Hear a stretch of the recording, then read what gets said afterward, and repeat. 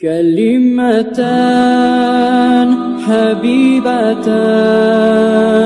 إلى الرحمن خفيفتان.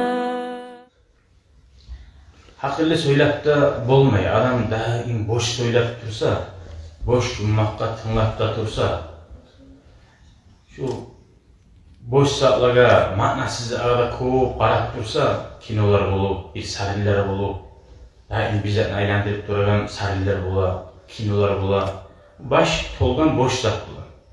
O asil sözünü söyle bolmay için. Asil sözünü eşitmek için, asil sözünü söylemek için tınlamatarık asil adamların sözlerine, Allah-u Teala'nın sözlerinden başlar, Peygamberin hadislerinden başlar, imamlarını, alimlerini. Her tinokun birisi söyleyen bir Galatasaray var dedi, 4 minut söyledi bu. Ben bu kadar ettim şu söyleyen zatını biraz kısaltıp etmek ara hallededim dedi. Yok adam, 2 minutka aylandırdı. Şunu daha da kısaltmak ara hallededim, 1 minutka aylandırdı. Şunu 30 sekunddan aytıp uladı şu 4 minut içinde ekkan zaten. Uzun sözlerin kısaltı turup, çünkü ağada ahırda 1 minutka düşürdü.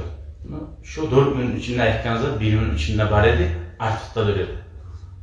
Şunda da faktör var böyle.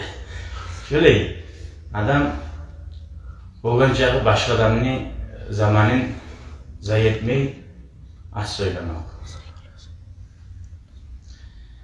Az söylenmekte Peygamber aleyhissalatu vesselam etken o ditu cevami'al kelimi. Allah-u Teala mağa bergen ko sözünü jiyip az söz bilen aytıp olan kudi hal bergen deydi.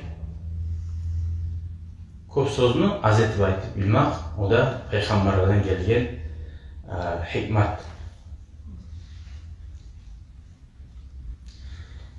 Abul Hasan al-Harawi rahimahullah aytıydı bayda. Şu hikmet neçik bola, kim ne bola şu? Kim Musa'da bolma hiç ahsil söyler. Biz aytkalay, ahsil sözlere tınlayıp durmasa, boş yummağa tınlayan adam ondan bol bolmuyor. Ahsil söyler bola şu adamlar, 4 zat. Adnar bu alazzanbi. Ozunun günahlarına paşman bulagan adam. Oh yaman ettim şu günahlarını. Yüreği şu var açıkma, avruyan adam. Görür musun? Allah'a bakmaklığı tazap olmasa, boş yummak söyleyen adam ondan gelir bir balayı.